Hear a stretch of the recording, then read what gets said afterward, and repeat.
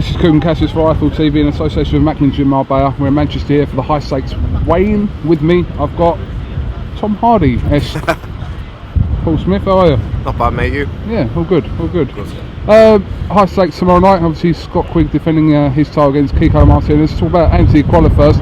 It's going to be a tough ask against Dallas Perez, isn't it? It is, and no one knows that more than Anthony. You know, Anthony knows that. He knows what he's in with. He studied them, non-stop, the same as Joe Gallagher studied them religiously. Every day, every night, Joe will be watching. Joe will be pacing up and down the house, and as usual self, he lets it consume him, the whole job, the whole studying of fighters, and he passes that on to his fighters. He takes the brunt of the worrying and everything else, so you don't have to. Anthony's going to be going in this fight with not a thing to lose. A perfect night for him, perfect stage, perfect opportunity to become world champion and realise his childhood dream. And as cheesy as that sounds, he's more than good enough to do it. He deserves this shot. He's up there on merit. He's up there for the fights that he's won. And obviously Scott Quigg, we know all about Kiko Martinez, especially through the two fights he had with Carl Frampton. Yeah. But again, this is what Scott Quigg called a dangerous fight for himself, and it could prove to be.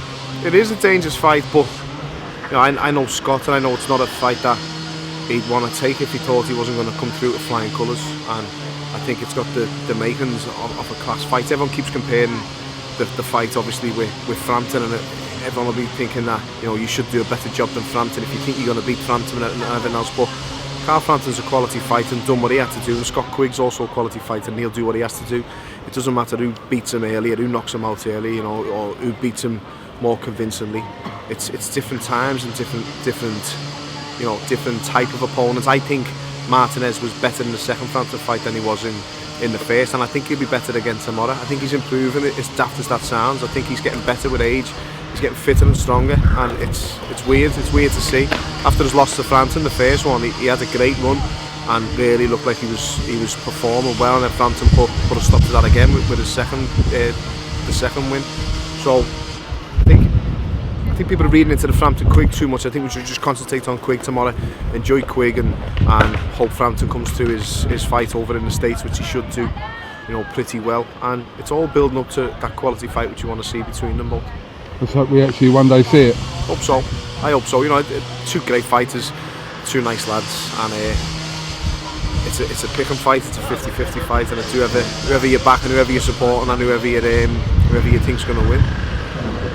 I haven't spoke to you since you've been back from Oakland. Bit of a tough time you had out there with obviously the weight issues and obviously on the night as well. Yeah. But looking back on it now, how do you assess it and sum it all up? The weight issues, it's a genuine mistake, and I said that time and again. I'm not going to even go on about it anymore. It's a genuine mistake and a genuine miscalculation. But the fight itself, it was quality, and people have been asking me was I surprised, and I've said time and again, I wasn't surprised. I knew what I was getting in with, and I'm not stupid. I know how good he is. There was always a chance I'd catch him, I'd hit him, and I could jump on him and try and get him out of there. He was just very, very slick, strong. Surprisingly strong. Not inside, because I was expecting that as well.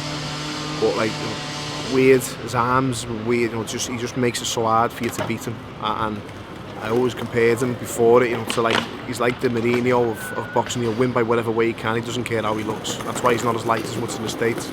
But you can see that his offensive stuff isn't nowhere near as good as his defensive stuff, and his stuff he uses to negate the opponent and to stop you hitting him. But I've said time and again, it was a pleasure to share a ring with him. 20 years time, I'm not going to be sitting there remembering fights I had against journeyman from Latvia or whatever in the Echo Arena. I'm going to be sitting there telling my grandkids, I topped the bill in the States. Michael Buffer MCing live on terrestrial telly in the States against the best fighter in my division. And it is something to tell the kids. It was a great experience. It was good to be there. I still say to this day, I didn't go over there expecting to lose. I went over there giving everything I had, and if we catch him, we'll go for it. But it is what it is. He was quality. He's the best fighter. I can't see any super middleweight beating him. I'm not just saying that now because I've been in with him. I now know what I've been in with, so I know how good he is. He's absolutely quality. But he was a gentleman as well. He was a good lad, and that's what boxing needs. Did you get much stick that week? A little bit, but time and again, doesn't bother me in the fucking slightest, and I have them that think it does. They're just hysterical.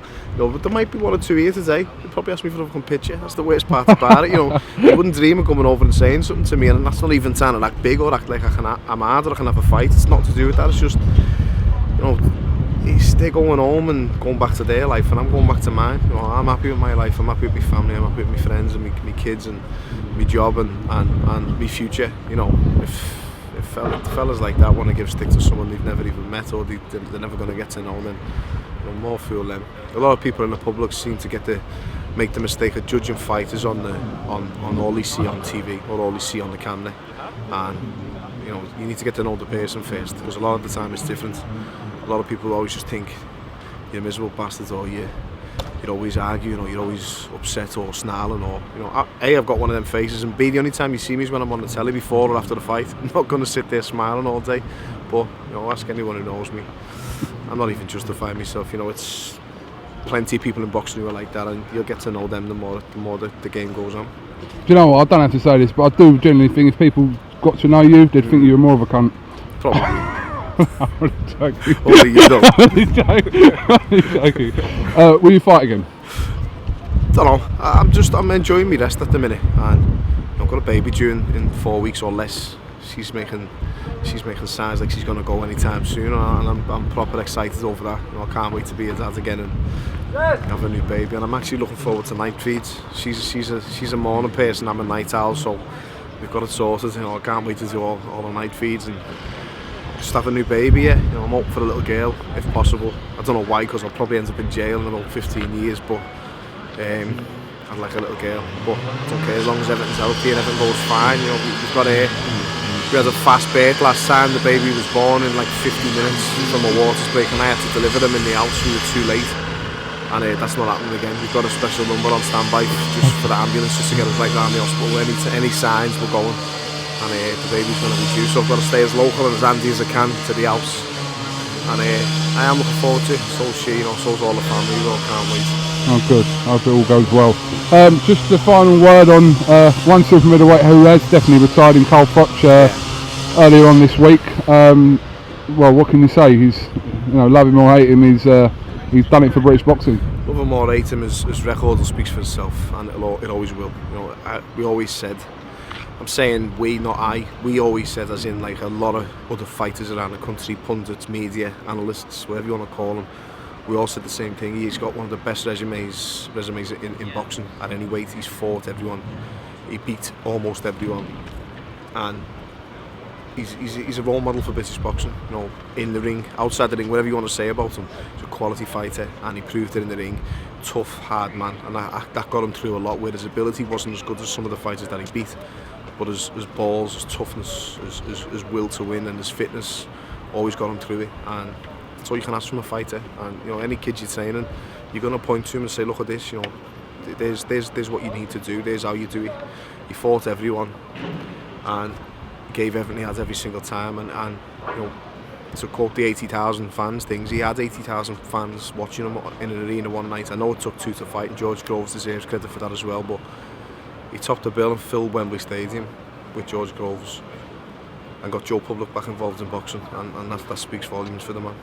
Absolutely. Alright, well listen, I'm going to let you get back to your paid job. Yeah. Because you know, there ain't no paying here, Paul. You pay me. Just free.